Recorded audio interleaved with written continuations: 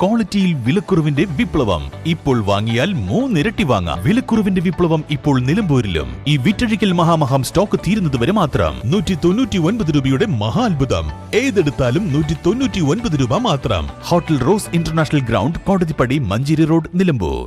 കാളികാവ്, തുവ്വൂർ, കരുവാരകുണ്ട്, എടപ്പറ്റ മേഖലകളിൽ 4 ദിവസമായി ഉണ്ടായിരുന്ന കാട്ടാന 30 കിലോമീറ്ററോളം ജനവാസ മേഖലയിലൂടെ സഞ്ചരിച്ച് പാലക്കാട് ജില്ലയിലെ തിരുവിഴാംകുന്ന് കന്നുകാലി ഗവേഷണ കേന്ദ്രത്തിലേക്ക് കടന്നു.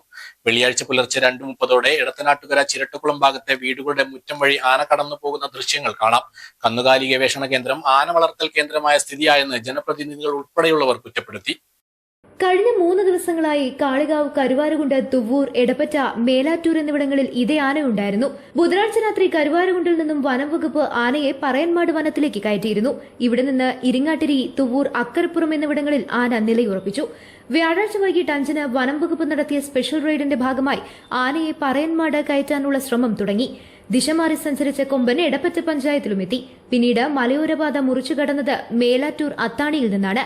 തുടർന്ന് ഉച്ചാരക്കടവ്, ഒലപ്പാറ, കൊമ്പൻകല്ല്, യത്തീങ്കാന, ചിരട്ടക്കുളം, കൊടിയൻകുന്ന് വഴി മുണ്ടക്കുന്നിലെത്തി വെള്ളിയാർപ്പുഴ കടന്ന് തിരുവിഴാംകുന്ന് കന്നുകാലി ഗവേഷണ കേന്ദ്രത്തിലേക്ക് പ്രവേശിച്ചത്.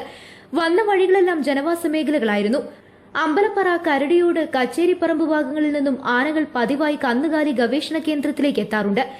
കരുവാരകുണ്ട് ഭാഗങ്ങളിലുള്ള ആനകൾ കൂടി വരുന്നത് സ്ഥിതി കൂടുതൽ വഷളാക്കും.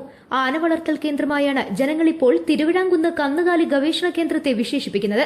അതേസമയം സൈലന്റ് വാലി വനമേഖലയിലേക്ക് എത്തുന്ന ആന സ്വന്തം ആവാസ കേന്ദ്രമല്ലാത്തതിനാൽ തിരികെ വരുമോ എന്ന ആശങ്കയും നിലനിൽക്കുന്നുണ്ട്. News bureau, Karuvarakundu.